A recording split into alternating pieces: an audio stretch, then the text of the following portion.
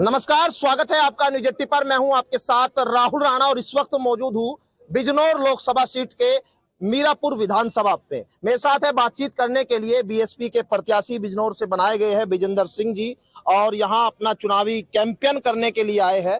और यहाँ का समीकरण क्या है, क्या कुछ मुद्दे इनके हैं, वो समझेंगे। आप लोग कैंपेन कर रहे हैं, क्या कुछ चुनावी मुद्दे?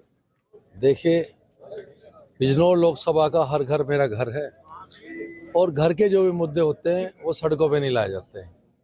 ये हमारी बिरादरी की सभा है, सारे बिरादरी के बड़े बुजुर्ग और युवा इकट्ठे हैं, विचार विमर्श कर रहे हैं। कुछ लोग नए हैं, परिवार में हमारे रिश्तेदार हैं, सारे आपस में देख रहे, रणनीति बना रहे भाई आगे कैसे चुनाव लड़ना।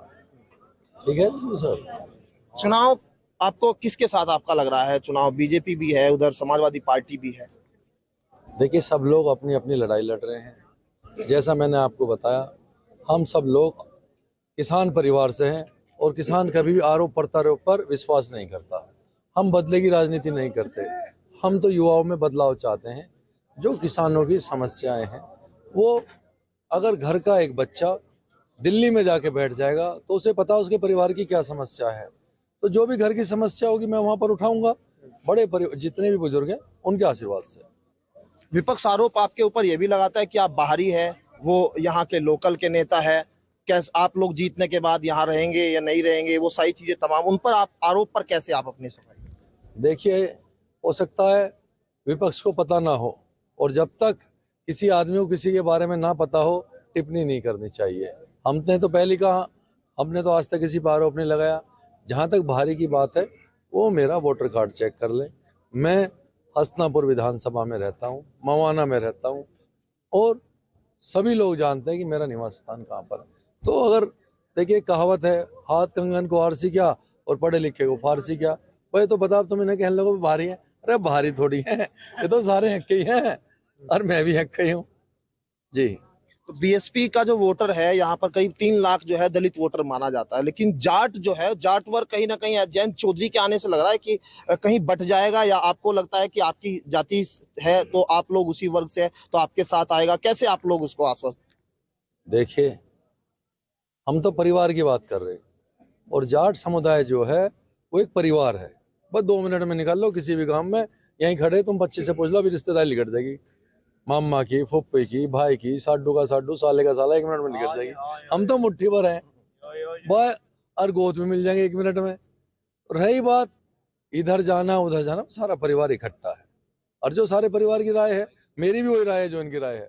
ये कहेंगे भाई इधर को चलना, तो राजनीति मेरे लिए प्रायोरिटी नहीं है। मेरे लिए बिरादरी पहले है। अगर मेरे बिरादरी वाले कहेंगे भाई तू इधर को चल, मैं इधर को चल दूंगा। आप लोग जब लोकदल में थे तब भी आप राष्ट्रीय लोकदल के साथ आपका कंपटीशन वहां कहीं ना कहीं देखा जा रहा था। कह रहा था कि ये पुरानी लोकदल है, विचारों की, चौधरी चरण सिंह के विचारों से जुड़ी हुई। अब जो जयंत चौधरी भी उसी जाट वर्ग को एकजुट करने में लगे हुए हैं, आप भी आज वही सम्मेलन कर रहे हैं। मैंने कहा, पहली बात तो सम्मेलन नहीं है, ये तो परिवार के लोग इकट्ठे हुए हैं। रही बात चौधरी चरण सिंह जी की, मैं अपने परिवार के बिना पूछे कह सकता हूँ, कोई भी आदमी ऐसा नहीं जो चौधरी चरण सिंह को ना मानता हो। भाई बताओ कोई है? हम तो सारे मान रहे हैं। वही तो मीडिया वाले घुमा फिरा के सवाल पूछो, घुमा फिरा के मत, तुम तो खुद भी जाट बिरादरी से वजह से मुझे पता है। भाई ऐसी बात करो जो बिल्कुल साफ बात हो, घुमा फिरा के मत करो। जाट तो बिल्कुल देसी सीधे जवाब चाहवे और सीधे सवाल चाहता है। अच्छा, एक आखिरी सवाल। सब अपना अपना समीकरण सेट करे हुए हैं। कोई कह रहा है 3 लाख दलित उनके साथ, 6 लाख मुस्लिम उनके साथ, 2 लाख फला, 1 लाख फला ढिमकाना।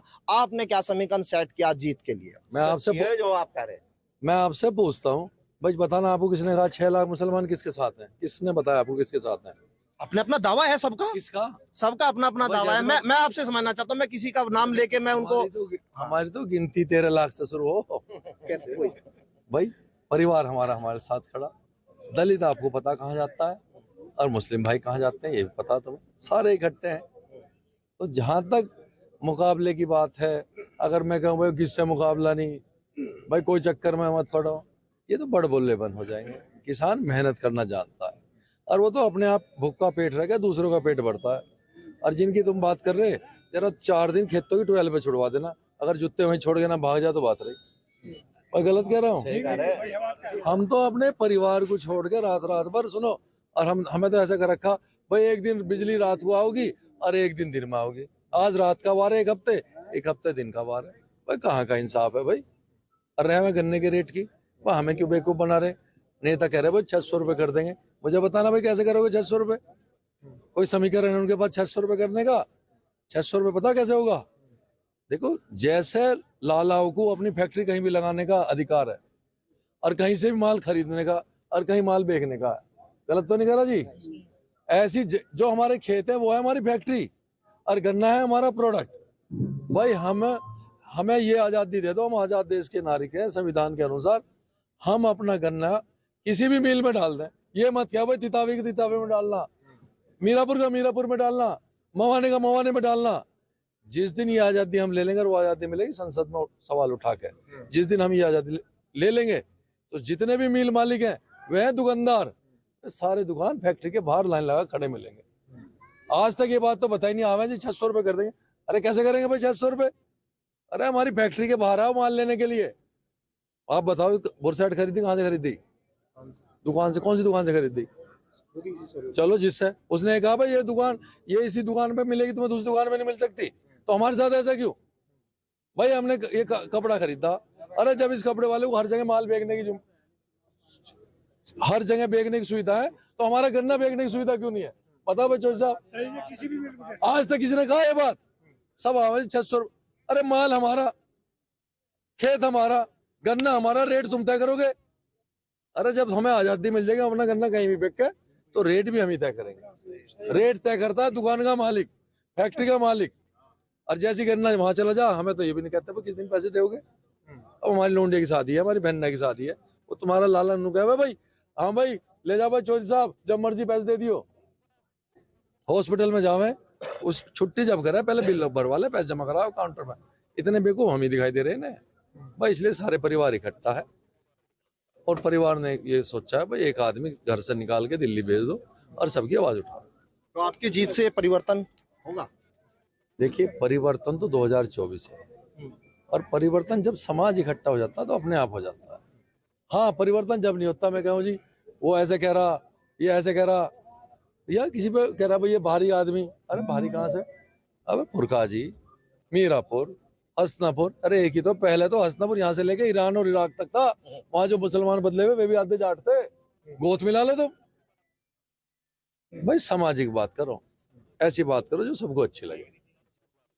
बहुत शुक्रिया बातचीत करने के लिए। और हमारे साथ विजेंद्र सिंह जी थे। गन्ने का मुद्दा साफ तौर पर प्राथमिकता से इस बार जो है वो चुनावी मुद्दा बनने जा रहा है, और यहाँ राष्ट्रीय लोकदल ने बीजेपी के साथ गठबंधन करके जो प्रत्याशी उतारा है, वो सीधे तौर पर उसको चुनौती विजेंद्र सिंह देते हुए दिखाई दे रहे हैं। मेरे सहयोगी अंकुश के साथ मैं राहुल राणा, न्यूज़ 18 बिजनौर।